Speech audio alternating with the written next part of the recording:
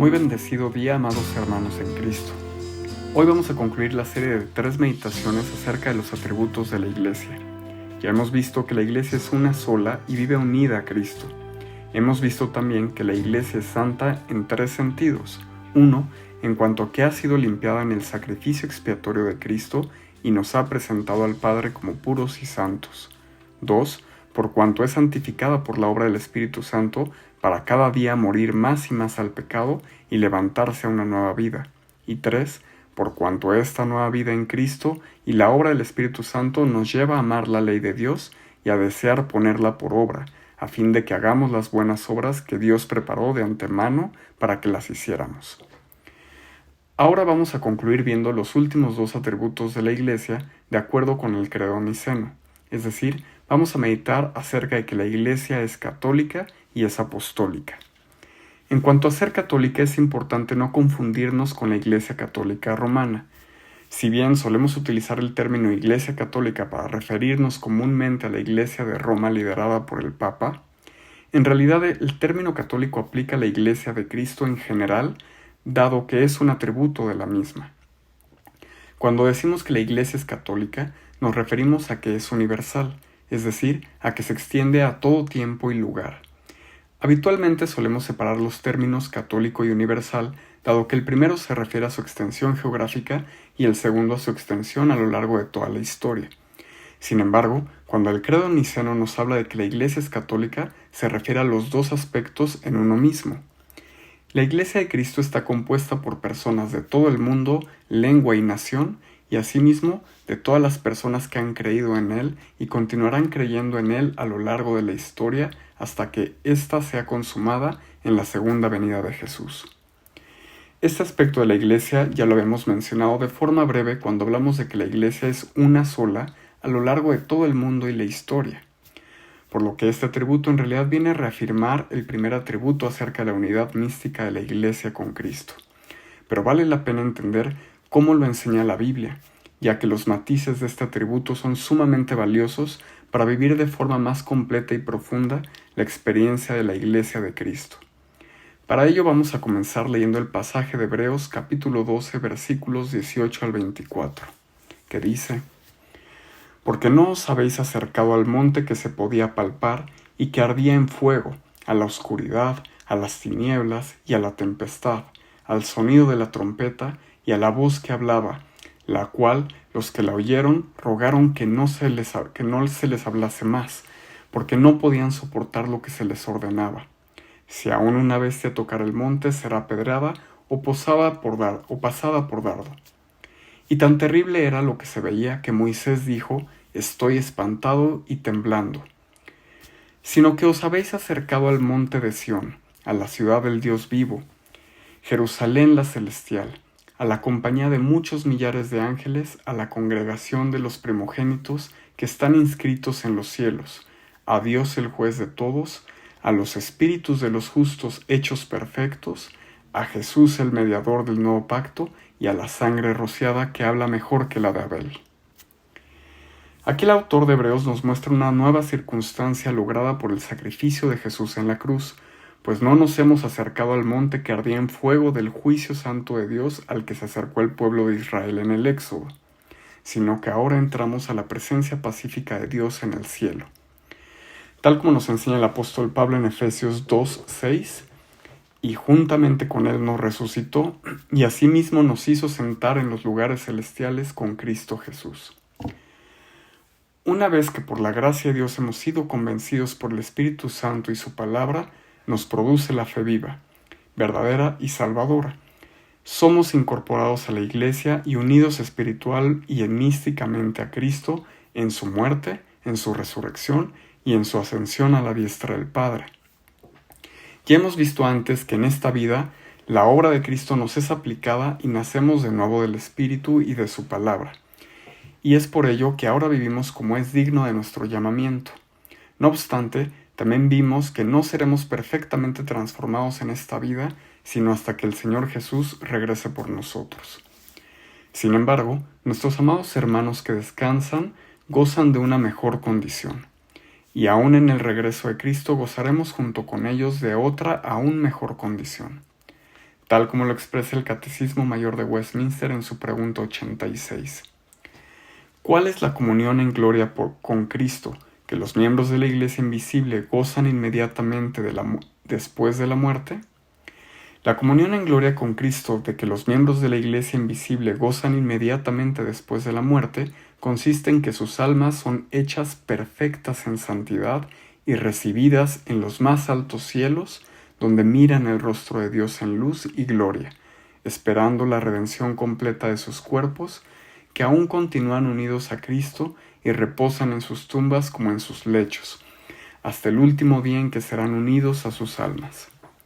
Por el contrario, las almas de los malvados, después de que éstos mueren, son arrojados al infierno en donde permanecen en tormentos y densas tinieblas, y sus cuerpos quedan guardados en sus tumbas como en prisiones hasta la resurrección y juicio del gran día. Por lo tanto, a donde nos ha acercado Dios es a la ciudad del Dios vivo, a la Jerusalén celestial, donde estamos acompañados con millares de ángeles y la congregación de los primogénitos, es decir, de aquellos creyentes que fueron antes que nosotros, a quienes denominamos en teología como la Iglesia triunfante. Y finalmente, a la presencia de Jesús, que es nuestro mediador del nuevo pacto. Ahora que Dios nos ha acercado, adoramos a Dios en la congregación o comunión de los santos, tanto los que se encuentran en los cielos descansando, como los que estamos aquí viviendo como peregrinos, es decir, la Iglesia militante como denominamos en teología. Y lo hacemos en conjunto con millares de ángeles santos. Como Iglesia militante, estando unidos a la Iglesia universal, pisamos siempre suelo santo, y como Enoc lo hizo, ahora nosotros también caminamos con Dios. Vivimos y nos movemos en su presencia, al igual que nuestros amados hermanos y hermanas que vivieron bajo la gracia de Dios antes que nosotros. Y así seguirá siendo en las siguientes generaciones. Ahora bien, este acercamiento a Dios no solo es con los hermanos que ya se encuentran descansando en el Señor, sino que sucede actualmente en la Iglesia militante de todo el mundo, tal como nos enseña el apóstol Pablo en su carta a los Efesios capítulo 2, versículos 12 al 16. En aquel tiempo estabais sin Cristo, alejados de la ciudadanía de Israel y ajenos a los pactos de la promesa, sin esperanza y sin Dios en el mundo. Pero ahora en Cristo Jesús, vosotros que en otro tiempo estabais lejos, habéis sido cercanos por la sangre de Cristo. Porque Él es nuestra paz, que de ambos pueblos hizo uno, derribando la pared intermedia de separación, aboliendo en su carne las enemistades, la ley de los mandamientos expresados en ordenanzas, para crear en sí mismo de los dos un solo y nuevo hombre, haciendo la paz, y mediante la cruz reconciliar con Dios a ambos en un solo cuerpo, matando en ella las enemistades. Entonces, hermanos, Pablo en este pasaje nos muestra que el pueblo judío y los gentiles han sido unificados en un solo cuerpo, eliminando las enemistades. El pueblo elegido de Dios llega al cumplimiento pleno de la promesa que Dios le hizo a Abraham sobre cómo su descendencia, refiriéndose a Cristo, bendeciría a todas las naciones. Somos un pueblo formado de todas las naciones. Tenemos hermanos en este momento orando y adorando a Dios en China, en Sudáfrica, en Rusia, en Inglaterra, en Costa Rica, en la India y en cada rincón del mundo. Por último, para comprender mejor las implicaciones prácticas, es importante destacar la importancia que tiene la reunión de la Iglesia militante, es decir, los que actualmente estamos viviendo como peregrinos en este mundo. El Señor Jesús nos enseña que donde hay dos o más reunidos en su nombre, allí está Él en medio de ellos. Esto quiere decir que cada domingo que nos reunimos a ofrecer culto a Dios en adoración como iglesia, nos estamos acercando a la presencia misma del Señor Jesús. Es Él quien está allí en su espíritu cuando estamos reunidos. Entramos al cielo mismo y nos unimos al coro de los santos de todo el mundo, de toda la historia y de los ángeles santos. Cada vez que la iglesia se congrega, viene Cristo.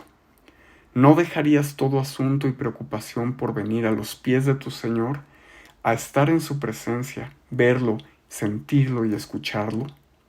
Pues por eso Dios mismo nos insiste en respetar el día del Señor.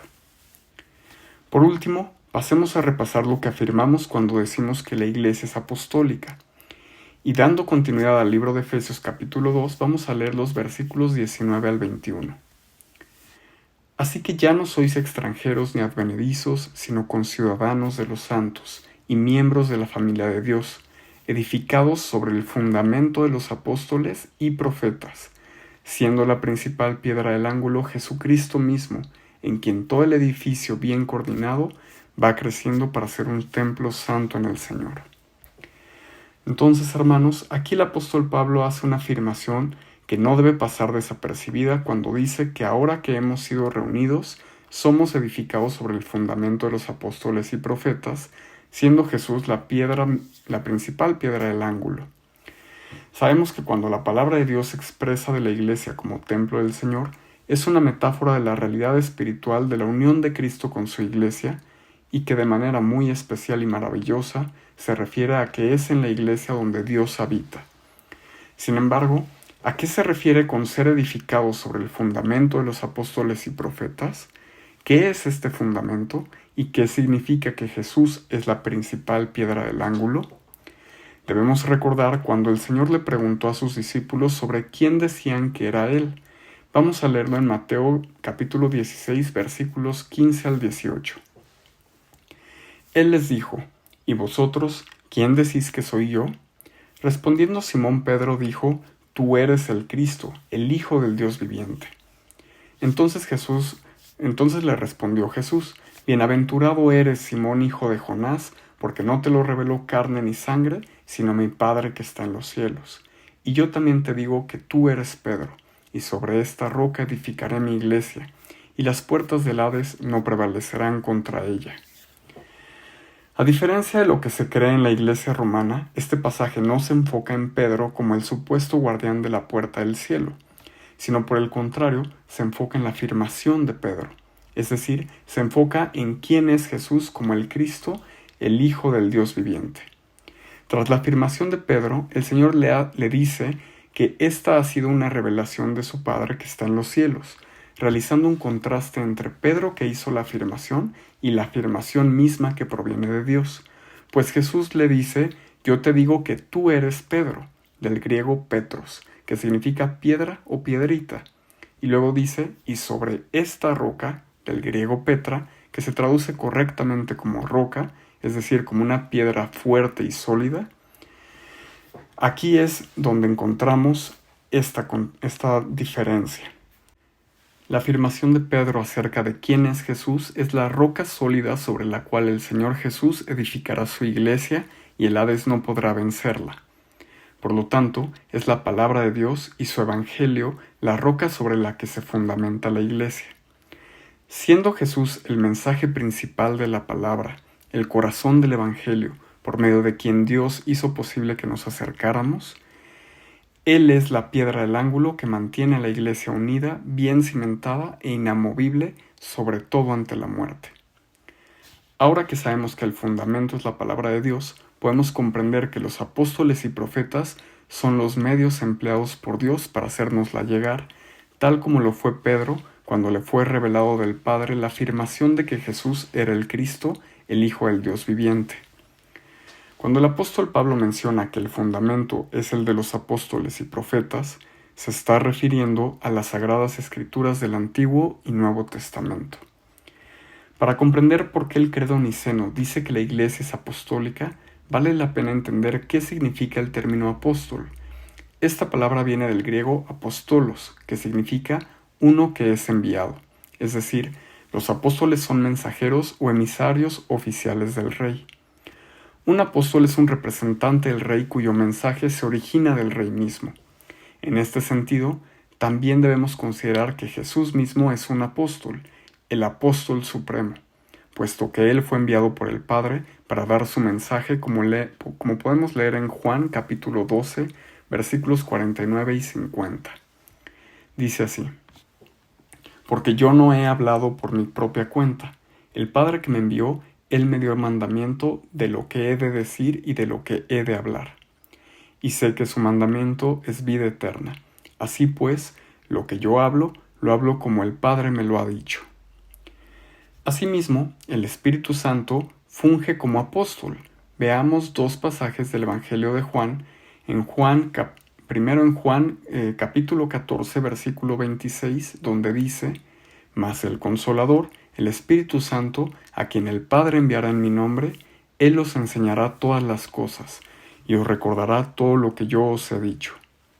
Y más adelante, en Juan capítulo 16, versículo 13, dice: Pero cuando venga el Espíritu de verdad, Él os guiará a toda la verdad, porque no hablará por su propia cuenta, sino que hablará todo lo que oyere, y os hará saber las cosas que habrán de venir. Entonces, hermanos, el Espíritu Santo es enviado por el Padre en representación de Jesús. Él no hablará de su propia cuenta, sino todo lo que oyere, y es el Espíritu Santo quien guiará a los apóstoles de Jesús a toda verdad. Como sabemos en la doctrina de la inspiración bíblica, toda la Biblia desde el Antiguo Testamento hasta el Nuevo fue escrito por los profetas, los apóstoles y sus discípulos, siendo inspirados por el Espíritu Santo, quien cuidó en todo momento para que su palabra fuera transmitida sin error ni falla. Como podemos leerlo en 1 de Pedro capítulo 1 versículos 20 al 21. Entendiendo primero esto, que ninguna profecía de la Escritura es de interpretación privada, porque nunca la profecía fue traída por voluntad humana, sino que los santos hombres de Dios hablaron siendo inspirados por el Espíritu Santo.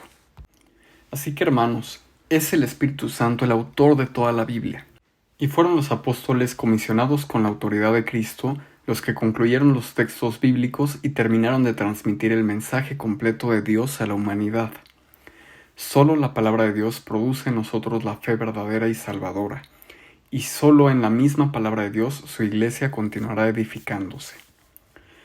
Cuando fue escrito el credo niceno en el siglo IV, era necesario afirmar que el fundamento de la iglesia es apostólico, ya que había que defender los escritos del Nuevo Testamento contra las herejías de los gnósticos que afirmaban tener un conocimiento superior al de los apóstoles. Esto es algo que debemos seguir cuidando de aquellos que profesan tener revelaciones personales o que escuchan a otros que afirman estas cosas. Nosotros como Iglesia de Cristo solo tenemos este fundamento seguro en las Sagradas Escrituras y en ningún otro lugar. La Biblia es la única norma de fe y conducta, tal como los reformadores concluyeron en las 5 solas de la Reforma, donde una de ellas es sola la Escritura, como nuestro firme fundamento. Dios bendiga siempre a su Iglesia en todo el mundo, para que ésta permanezca unida en el amor de Cristo, santa y sin mancha, bien cimentada en el fundamento seguro de las Escrituras. Amén.